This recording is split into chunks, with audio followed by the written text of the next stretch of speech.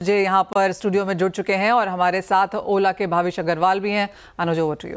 बिल्कुल Manisha, thank you. Ola electric के दूसरी तिमाही के नंबर्स आए हैं। दूसरी तिमाही के नंबर्स ऑपरेशनली थोड़े से बेटर हैं। कंपनी के नतीजे और आउटलुक पर बात करने के लिए हमारे साथ कंपनी के चेयरमैन और एमडी भाविश अग्रवाल जुड़ गए हैं। भाविश जी, गुड मॉर्निंग। भाविश जी, क्लियरली इम्प्रूवमेंट तो है आपके नंबर्स में, ऑपरेशनल नंबर्स में, लेकिन मार्केट का सवाल यही है कि एबिडा लेवल पर ब्रेक इवन कब अचीव होगा? अनुज, थैंक यू, आपने मुझे बुलाया और काफ़ी अच्छा है कि आपके शो के थ्रू मैं आपके व्यूअर्स से बात कर सकता हूँ ऑन आपका जो सवाल है प्रॉफिटेबिलिटी पे एंड पाथ टू प्रॉफिटेबिलिटी पे। देखिए, इस क्वार्टर, पिछले क्वार्टर Q2 में जो हमारे रिजल्ट्स आए हैं उसमें 2 और 3 की हाइलाइट्स हैं। सबसे पहले तो कि जो ये इंडिया का ईवी ट्रांजिशन है, ये इसके फंडामेंटल्स बहुत ही स्ट्रांग हैं कि ईवी मार्केट में पेनिट्रेशन बहुत बढ़ रही है। स्कूटर्स में तो 20-22% हो गया है और छोटे छोटे शहरों में अब पेनिट्रेशन जा रहा है। तो इंडिया का जो ईवी जर्नी है, दिस इज नाउ इन्फ्लेक्टिंग एंड हम सबसे बड़ी कंपनी है ईवी में, हम लीडर हैं। तो हमारा फोकस है कि हम ये इन्फ्लेक्शन को लीड करें और प्रॉफिटेबिलिटी के साथ ये इन्फ्लेक्शन डिलीवर करें। तो आपने देखा होगा ईयर ऑन ईयर हमारी प्रॉफिटेबिलिटी में काफी इंप्रूवमेंट हुआ है और ग्रोस मार्जिन स्पेशली हर क्वार्टर इंप्रूव हो रहा है हमारा। एंड ग्रोस मार्जिन को इंप्रूव करने के लिए हमारा फोकस है mainly technology and manufacturing vertical integration. तो हमारा जो जेन 3 प्लेटफॉर्म है, जिससे अगले 12 महीने में अबाउट 20% और ग्रोस मार्जिन इंप्रूव होगा, ये अगले क्वार्टर से हमारा कस्टमर्स को डिलीवर होना शुरू होगा और इससे फर्दर 20% का ग्रोस मार्जिन इंप्रूवमेंट होगा। इसके साथ साथ हमारा और भी फोकस रहा है कि हमारे ऑपरेटिंग एक्सपेंसेस फ्लैट रहें या फिर थोड़े डाउन जाएं, ताकि वॉल्यूम के साथ साथ ऑपरेटिंग लेवरेज बढ़े और प्रॉफिटेबिलिटी बढ़े।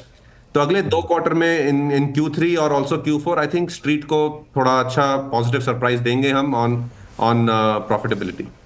Q3 एंड Q4, चलिए ठीक है, उसके बाद हम आपसे बात करेंगे और जानेंगे कि वाकई आप उस गाइडेंस पर कायम रह पाए या नहीं रह पाए। एक चीज़ जो क्लियर है कि आपका मार्केट शेयर अभी भी 30% के ऊपर है, जो काबिल तारीफ़ है, क्योंकि मुझे याद है एक बार राजीव बजाज ने स्टेटमेंट दी थी कि I like oats for breakfast. वो सबको पता था कि वो किस बारे में कह रहे हैं और एक एक्सपेक्टेशन ये थी कि जो लार्ज प्लेयर्स हैं वो वेट कर रहे हैं कि एक बार ईवी मार्केट स्टेबलाइज हो जाए, कैसे जा रही है, उसके बाद वो अपने बड़े मूव्स लेकर आएंगे मार्केट में। तो कंपटीशन बढ़ा है क्लियरली पिछले 1 साल में, चाहे बजाज हो, TVS हो या और भी प्लेयर्स हो। उसके बावजूद आपने 30% का मार्केट शेयर रखा है, 30% से थोड़ा ऊपर का। ये कैसे पैन आउट होगा? क्या ये, और इतनी बड़ी मार्केट में 30% बड़ा होता है, लेकिन क्या ये आगे जाके 25-26% तक आ सकता है? आप कैसे देख रहे हैं इसको? हमारा गोल है कि एज अ लीडर हमारा मार्केट शेयर 30 से 35 के आसपास हम टारगेट करें। एंड अभी तो ईवी की जो जर्नी है ये सिर्फ स्कूटर्स में शुरू हुई है। तो ईवी स्कूटर्स में हमारा मार्केट शेयर 30 से 35% है। कंपटीशन बढ़ेगा, बट हमारी जो कॉम्पिटिटिव एडवांटेज है, जो हमारी टेक्नोलॉजी है, हमारा प्रोडक्ट है और हमारी मैन्युफैक्चरिंग है, इससे हमारा ये जो मार्केट शेयर लीडरशिप है ये बना रहेगा। अराउंड 30 से 35% का हमारा गोल है। बट हमारा एक और भी पैरेलल टारगेट है कि हम ये जो ईवी जर्नी है अब मल्टीपल प्रोडक्ट कैटेगरीज में लेके जाएं। स्कूटर तो था ही, अभी हमारा मोटरसाइकिल अगले क्वार्टर में आएगा, उसके बाद हमारा 3 व्हीलर आएगा। तो ये जो अगले 2-4 क्वार्टर में हम हर क्वार्टर नए नए प्रोडक्ट डिलीवर करेंगे, उससे एक्चुअली हमारा ओवरऑल ईवी मार्केट शेयर बढ़ेगा ही, क्योंकि अब ईवी का फोकस स्कूटर से हट के बाकी कैटेगरीज में भी हम लेके जाएंगे। भाभी जी, कहीं बहुत ज़्यादा लॉन्च तो नहीं कर रहे हैं आप? 20 लॉन्च 2 साल में, मतलब उसमें एक तो कॉस्ट एंगल और दूसरा इतने ज़्यादा प्रोडक्ट्स हो जाएंगे तो कहीं ना कहीं एक वो जो एक कस्टमर रिकॉल वैल्यू होती है उस पर थोड़ा कहीं ना कहीं इम्पैक्ट आने का रिस्क नहीं रहेगा? अनुज, सॉरी, आपकी आवाज शायद थोड़ी पूरी क्लियर नहीं आई।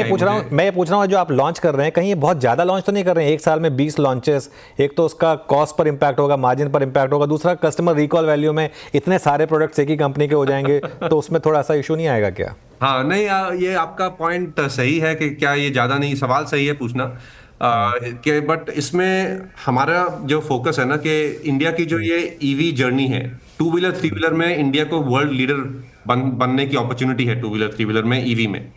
एंड स्कूटर में शुरू हुआ और जो स्कूटर के थ्रू हमने टेक्नोलॉजी बनाई, मैन्युफैक्चरिंग और सप्लाई चेन बनाई और जो डिस्ट्रीब्यूशन नेटवर्क बनाया है, वही सेम एकदम प्लेटफॉर्म पूरा का पूरा मोटरसाइकिल में जाएगा और 3 व्हीलर में जाएगा। और इसीलिए हमारा अब स्कूटर में हमारा स्केल अच्छा है, लीडरशिप है, मार्जिन भी अच्छा हो रहा है।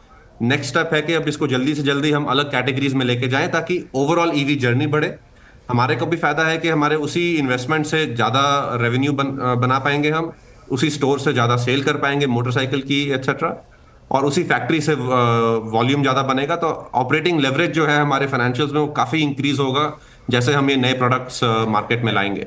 और क्या हो रहा है, जैसे जब स्कूटर शुरू हुआ था ईवी 3 साल पहले, तब कस्टमर के लिए ईवी बहुत नई टेक्नोलॉजी थी। बट आज जो बाइक खरीद रहा है वो कस्टमर हमारे दुकान में आके मांग रहा है कि सर आपकी बाइक कब आ रही है।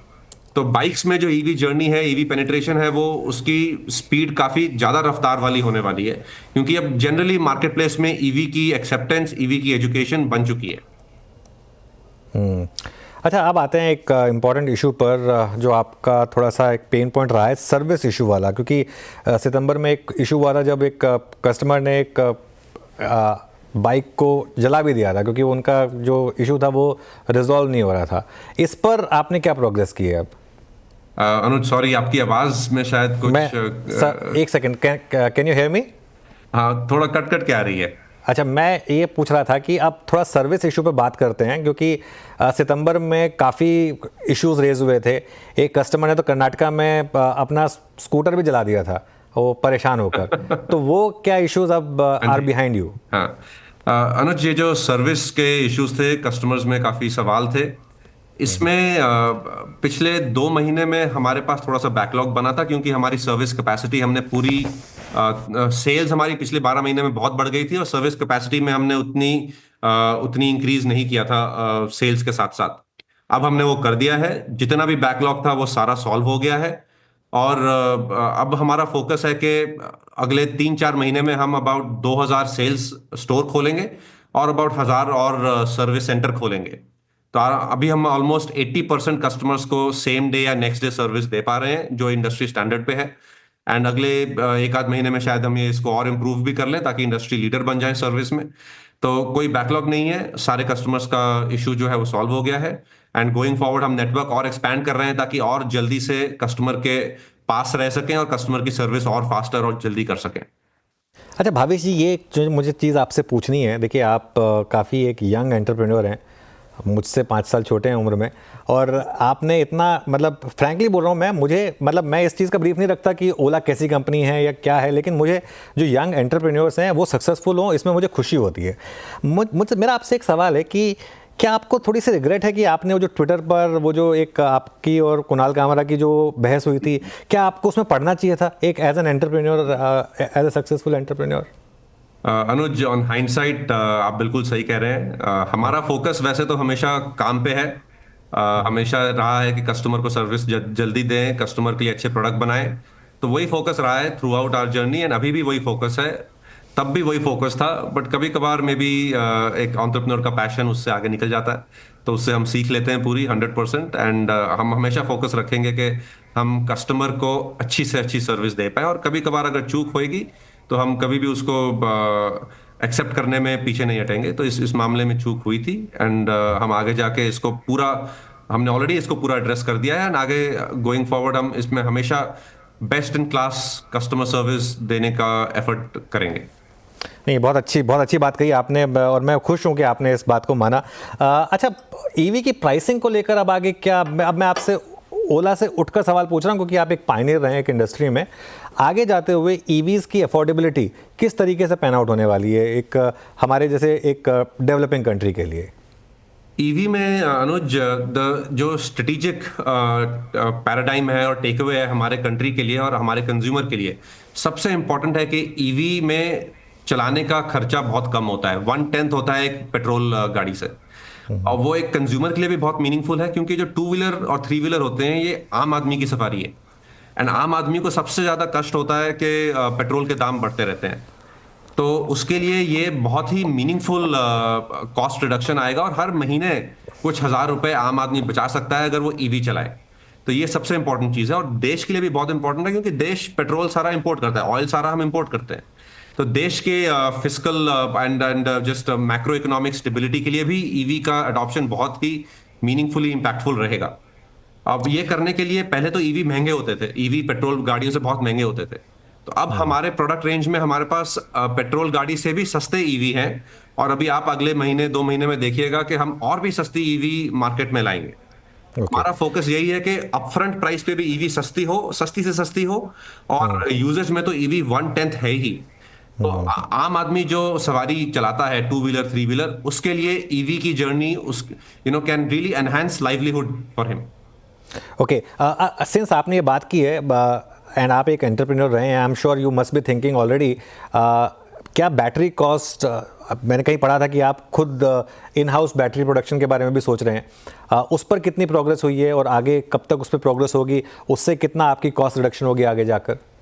सबसे बड़ा जो ये कॉस्ट रिडक्शन करना है अनुज, ये बैटरी से होने वाला है, क्योंकि ईवी का हार्ट है बैटरी। बिल्कुल। जस्ट लाइक पेट्रोल इंडस्ट्री में गाड़ी का हार्ट था इंजन, तो ईवी का हार्ट है बैटरी। और वो बैटरी आज की तारीख में सारी इंपोर्ट होती हैं, कोरिया से, जापान से, चाइना से। चाइना एक वर्ल्ड लीडर है बैटरी में ना। हमारा एफर्ट था 3 साल पहले जब हमने एक कंपनी शुरू करी कि बैटरी घर में बनाए, इन हाउस बनाए, देश में बनाए। और वो बैटरी का हमारा जो गीगा फैक्ट्री इन्वेस्टमेंट है, वो अब उसके अंतिम फेज 1 के अंतिम चरणों में है। Q1 FY26 में हमारी बैटरी हमारे प्रोडक्ट में आएगी, और उससे काफी कॉस्ट में भी कम गिराव होगा, और देश के जो सप्लाई चेन सिक्योरिटी है उसमें भी काफी इंप्रूवमेंट होगा, क्योंकि ये इंडिया की first productionised large scale giga factory होगी। मार्केट को पसंद आ रहा है जो आप कह रहे हैं। आपका स्टॉक अभी इस समय डे हाई पर है, करीब करीब 7% ऊपर इस समय स्टॉक ट्रेड कर रहा है। आप देखिए, एक यंग एंटरप्रेन्योर, आपने कंपनी स्टार्ट की, बहुत लोगों ने आपके स्टॉक में पैसा लगाया, लिस्टिंग के बाद भी लगाया पिछले 3 महीनों में, लेकिन काफ़ी मार्केट भी खराब रहा है, लेकिन आपका स्टॉक नीचे आया है। आप कॉन्फिडेंस से कह सकते हैं कि आपके इन्वेस्टर्स पैसा बनाएंगे? देखिए, इवेंचुअली जो होगा वो मार्केट के ऊपर डिपेंड करता है, लेकिन आपकी तरफ से एफर्ट रहेगा कि आपके इन्वेस्टर पैसा बनाएं। बिल्कुल अनुज, देखिए दिन दिहाड़ी का तो स्टॉक मूवमेंट चलता रहता है। मैं ट्रेडर हूं नहीं, तो उसका मेरे को उतना नॉलेज भी नहीं है। मेरा फोकस है कि हमने लोगों का रिटेल पैसा उठाया है, म्यूचुअल फंड्स ने पैसा डाला है। हमारा बहुत ही फोकस है कि हमारी ये रिस्पॉन्सिबिलिटी हम फील करते हैं, और हमारा फोकस है कि हम इन्वेस्टर्स को एक अच्छी लॉन्ग टर्म ग्रोथ जर्नी दें विद अस। एंड वो लॉन्ग टर्म ग्रोथ जर्नी जो मेजर थीम से डिलीवर होएगी, सबसे पहले इलेक्ट्रिफिकेशन ऑफ इंडिया। जो फंडामेंटल्स हैं वो स्ट्रांग हैं, और हम इसमें एब्सोल्यूट लीडर हैं, सिर्फ वॉल्यूम से नहीं बट कैपेबिलिटी से भी। हमारे पास बेस्ट टेक्नोलॉजी है, हमारे पास बेस्ट मैन्युफैक्चरिंग इकोसिस्टम है, हमारे पास बेस्ट टैलेंट है इसके लिए। दूसरा जो हमारा फोकस है प्रॉफिटेबिलिटी की तरफ, ग्रोथ भी करनी है, पेनिट्रेशन भी करना है, और एक प्रॉफिटेबल तरीके से करना है। जो बाकी लोग हमारे जो पीयर्स हैं अब ईवी में काफी खेल रहे हैं, जो अच्छी बात है, देर आए दुरुस्त आए, बट उनका जो कॉस्ट स्ट्रक्चर है वो इसके लिए अभी तक बना नहीं है। तो इसलिए उनके हर क्वार्टरली रिजल्ट्स में इन्वेस्टर्स देखेंगे कि लॉसेस बढ़ रहे हैं ईवी के कारण, जबकि हमारा एक्चुअली ग्रोस मार्जिन काफी इंप्रूव हो रहा है, और हमारा एबिटा मार्जिन भी अब इंप्रूव होता हुआ दिख रहा है, और अगले कुछ क्वार्टर्स में इन्वेस्टर्स को अच्छी पॉजिटिव सरप्राइजेस उसमें मिलेंगे। तो हमारा फोकस रहेगा कि हम ग्रोथ विद प्रॉफिटेबिलिटी डिलीवर करें, और उसको डिलीवर करने के लिए जो स्ट्रेंथ और कैपेबिलिटी में इन्वेस्ट करना था वो पिछले 4 साल से हम कर रहे हैं। And her quarter on quarter ये मार्जिन इंप्रूवमेंट दिख रहा है अलॉन्ग विद मार्केट लीडरशिप।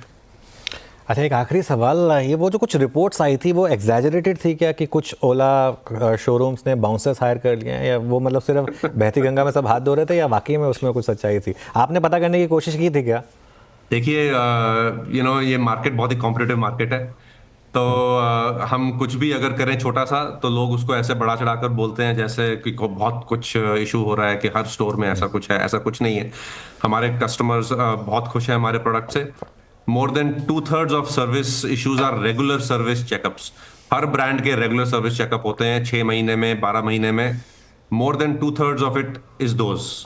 तो ऐसा कोई प्रोडक्ट में इशू नहीं है, ऐसा कोई सर्विस में था, मैंने कहा एक कैपेसिटी इशू था, वो हमने उसको सॉल्व किया है। एंड गोइंग फॉरवर्ड हम तो एक्चुअली कस्टमर से डायरेक्ट इंटरेक्ट करते हैं, हम कोई डीलरशिप के चादर के नीचे छुपते नहीं है, राइट? बाकी ब्रांड्स ये सब इश्यूज अपने डीलरशिप पर डाल देती हैं। तो आप देखिएगा, जैसे जैसे हमारा एक बार ये सर्विस बैकलॉग क्लियर हुआ है, you will see our service delivery will become better than competition, क्योंकि हम डीलरशिप के पीछे छुपे नहीं हुए हैं, हम डायरेक्ट इंटरेक्ट करते हैं कस्टमर से।